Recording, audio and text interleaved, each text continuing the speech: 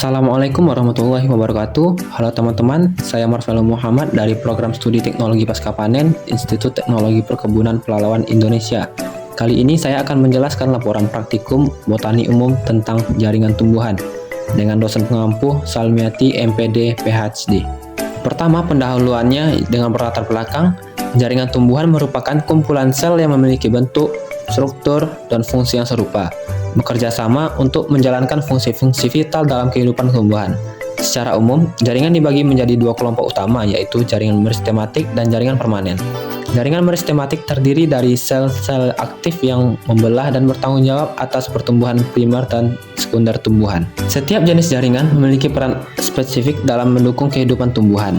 Misalnya, xilem berfungsi mengangkut air dan mineral dari akar ke seluruh bagian tumbuhan, sedangkan floem mengedarkan hasil fotosintesis dari daun ke organ lain.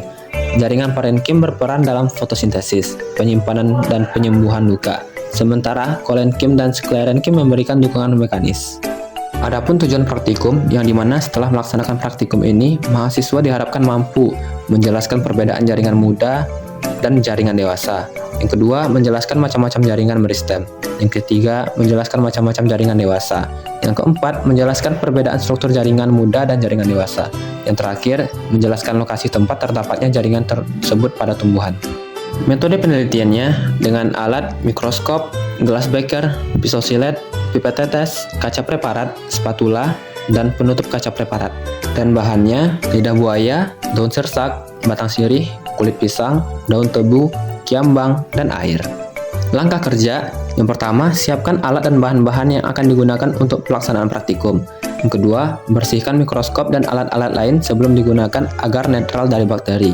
Yang ketiga, ambil sampel yang mau diuji, kemudian iris tipis secara melintang menggunakan pisau silet.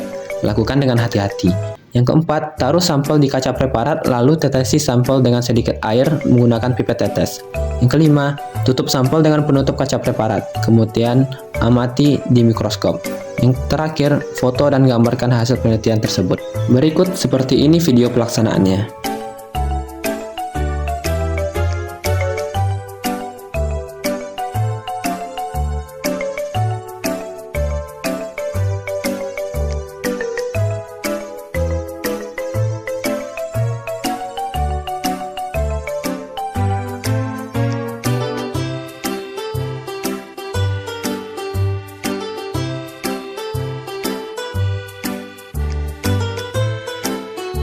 Setelah melakukan pengamatan, didapati hasil penelitian sebagai berikut.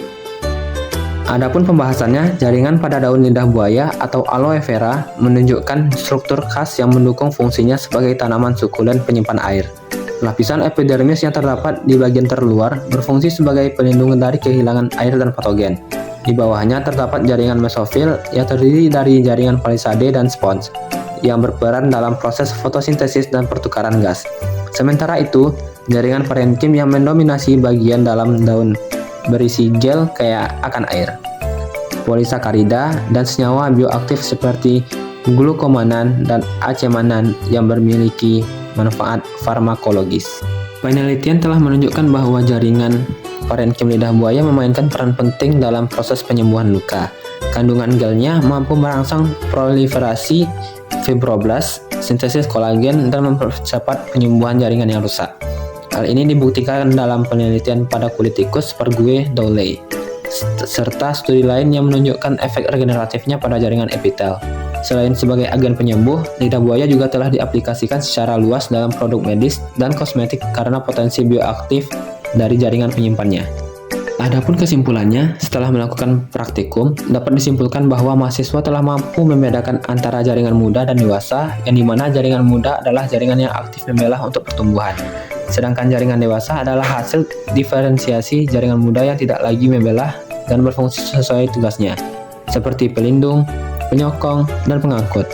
Jaringan meristem terdiri dari apikal, pertumbuhan memanjang, lateral, pertumbuhan melebar, dan interkalar, pertumbuhan di antara jaringan dewasa, seperti pada tangkai ruas batang.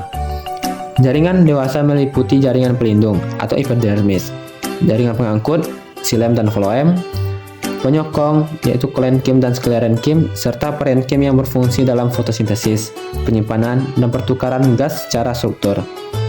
Jaringan muda memiliki sel kecil, berdinding tipis, inti besar, dan aktif membelah. Sedangkan jaringan dewasa memiliki sel yang lebih besar, berdinding tebal atau mengeras, inti kecil atau tidak ada, dan tidak lagi membelah. Mahasiswa juga telah mengetahui letak jaringan muda yang ada di ujung akar, batang, dan ruas. Sedangkan jaringan dewasa tersebar di seluruh bagian tumbuhan sesuai fungsinya. Berikut ini daftar pustakanya.